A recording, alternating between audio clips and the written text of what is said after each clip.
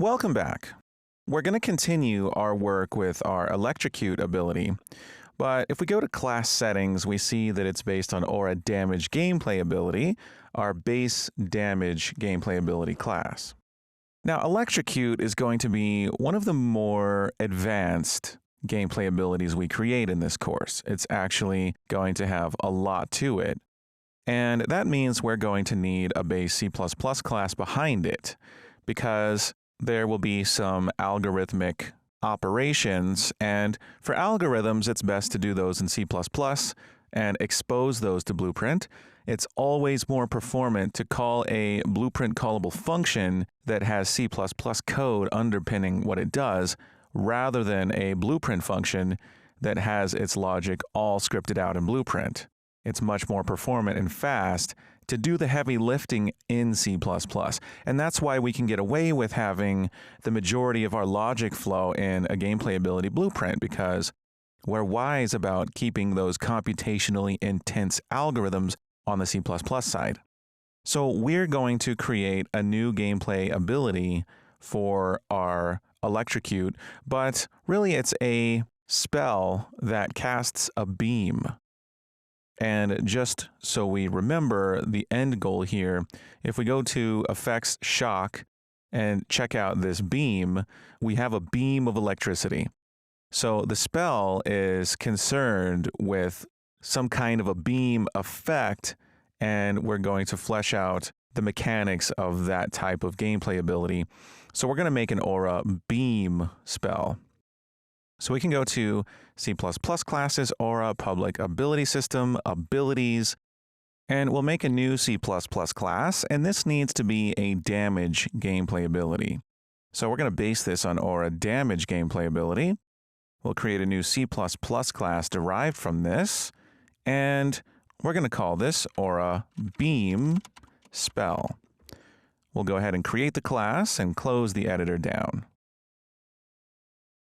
All right, there's Aura Beam Spell.cpp, and I'll open the H file as well. And now we have the C++ class. And as we're constructing our gameplay ability, we'll be coming back to this class and adding things to it and using it in the Electrocute blueprint, which we now need to reparent to Aura Beam Spell. So we're going to do that next. So launching the editor,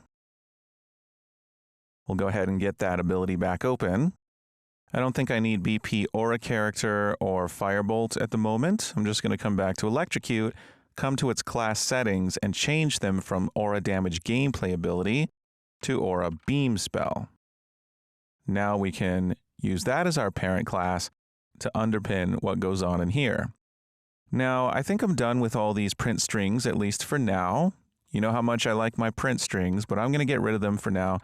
We'll keep the wait input release. We're going to be using that, right? But let's think about what's happening here when we activate Electrocute. We're pressing some kind of input. We're going to need to get some target data under the mouse, just like for the Firebolt spell. If we launch a Firebolt, we've clicked somewhere, right? And that means we're going to need a location and really just a full-on hit result for that place where we're clicking. And it doesn't matter if our input is a left mouse button, a right mouse button, even one of the number keys or anything else. All that matters is where our mouse is at the time. So we can get that target data under the mouse with our custom ability task, target data under mouse. We'll go ahead and get one of those first thing. And as soon as we have valid data, then we know that we'll have our data handle, which if we go ahead and call get hit result from target data, then we know that we can get from our hit result really anything we want. The things we're most interested in are the impact point, not impact normal, and the hit actor. Those are the things we're most interested in. And since we'll be using that impact point and the hit actor all throughout the gameplay ability, right, we're going to need to know where to set the end location for our beam when we spawn it. And we're also going to need to know who the hit actor is if we're going to cause damage to it and things like that. We're going to want to store those. We can promote those to variables, right? But because we're going to probably want to use these in our algorithms, some of which we may program in C++, it might be a good idea for this spell to have a hit actor and a mouse hit location variable, a C++ variable that we can set from Blueprint, and that's going to make things easier for us in C++. Now, in addition to this, while I'm in the shock loop, in other words, while I'm electrocuting an enemy and that beam is showing, I'm going to want to hide the mouse cursor. And I want that cursor to come back as soon as I have released my input. And for that reason, I'm also going to want the owner controller, a player controller variable that we can get as well. So I'm going to want variables for those, and we can also make a Blueprint callable function to pass info into so that we can set those variables values. So I'm going to go ahead and close the editor and add some things to my beam spell, and we'll go ahead and make a public section and a protected section. And in the protected section is where I'd like my variables. So first, I'd like to store my mouse hit location as an F vector called mouse hit location. And I'd like to be able to set this from within the blueprint, which means I want it to be blueprint read write. I'm going to go ahead and stick this in the category of beam. And I'll go ahead and make an A actor pointer. That'll be a T object pointer to type A actor called mouse hit actor. And this one will also be blueprint read write. Now we're making it blueprint read write, but I would also like a nice function that can take in that hit result and set those properties for us. So I'm going to make a void function for caching off our pertinent values that we need here in this ability. So we can make a store mouse data info, which can take in a const f hit result by reference, and we can call this hit result. And we'll make this a U function with blueprint callable. Now, I mentioned we'll want a player controller as well, so I'm going to make a T object pointer of type A player controller, and we'll call this owner player controller. We'll make this also blueprint read write, and we'll just go ahead and make a separate function for setting this. Store owner player controller, and we'll make this blueprint callable as well. We could handle storing it in store mouse data info, but store mouse data info has a function name that doesn't indicate that it does that at all. So we'll just go ahead and have two separate functions that take care of these. I'll go ahead and generate these function definitions. And store mouse data info can check to make sure if the hit result dot b blocking hit is true. And if it is, we'll get that mouse hit location and we'll store it with our hit result dot impact point. And we'll also get our mouse hit actor, and we'll store that as well with hit result dot get actor. Now, if our hit result doesn't get a valid blocking hit, we can simply cancel the ability with cancel ability. Now, to cancel the ability, we have to pass in some things, but inside of the gameplay ability, we have those things. The first is the ability spec handle. We can pass in current spec handle. We just automatically have access to that. It needs the actor info. We can get current actor info, pass that in, and then it wants to know if we should replicate this canceling of the ability, and we also need the activation info. We can pass in current activation info. We have that as well. And finally, a Boolean for whether or not to replicate canceling this ability, we can pass in true. So now we have our mouse hit location and mouse hit actor if we call this function. And to store the player controller, we can get the current actor info. And we have access to the avatar actor. we have access to the player controller. So really, it's not that important to store this as a variable as we already have this, but what we can do is we can store it anyway. This is a weak object pointer. So because our variable is a U property, it's not a weak object pointer, which means that it affects reference counting for the player controller, but our player controller should be persistent. So we're going to say if, we'll go ahead and check current actor info, and we'll set our player controller variable, owner player controller, equal to current actor info player controller. And because this is a weak object pointer, we'll need to call get on it. And now we'll have our owner player controller, and these are exposed to Blueprint. So we can go ahead and store this information. Let's go ahead and run in debug mode. And we can get that ability back open. And as soon as we have valid data, I'd like to store that mouse info. So I'm going to say store mouse data info.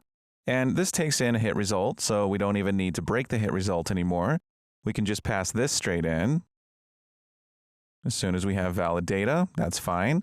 And we also have store owner player controller. And this function doesn't need to have anything passed in. It's just going to get the player controller from the current actor info. Okay, so as soon as that stuff is done, we can do a number of things here. The first of which I'd like to do is to hide the mouse cursor. So as soon as we have valid data here, we're going to do some additional things here. So we can consider this to be sort of the setup of our ability. First and foremost, we get that data from the mouse cursor, and then we can start doing things. I'm going to make a sequence node here. And the first thing I'd like to do is hide the mouse cursor by getting our owner player controller and setting the show mouse cursor boolean. I'd like to set it to false. So I'm going to do that first. And we'll do a number of other things, but that's number one. And we'll also wait for the input to be released. And as soon as we do have a release, we can show that mouse cursor again. So we can take these nodes and we can paste them and hook them up to onRelease and show that mouse cursor here. Now, just so we can activate this multiple times, I'm going to go ahead and end the ability here. And the result of this is that, well, we should see our mouse cursor go away and come back when we let up on that input. And we can test that by right-clicking, there goes the mouse, and unclicking, and it comes back, right? So pretty simple, but a pretty important step for this gameplay ability. And of course, we're ending the ability every time that mouse cursor comes back. So we have a couple of stages here. The first is very crucial. We're going to wrap this in a comment that says store target data, or we'll say store mouse data variables. And I'm going to go ahead and give this comment a different color. So we can make this a little bit more on the pinkish side. Something like that. We can even store that color like so. Actually, that pink is kind of bugging me, so I'm going to change it to more of a purple. Yeah, there we go. We'll store that one. And take that salmon color and bring it out. We can drag it onto the trash can there.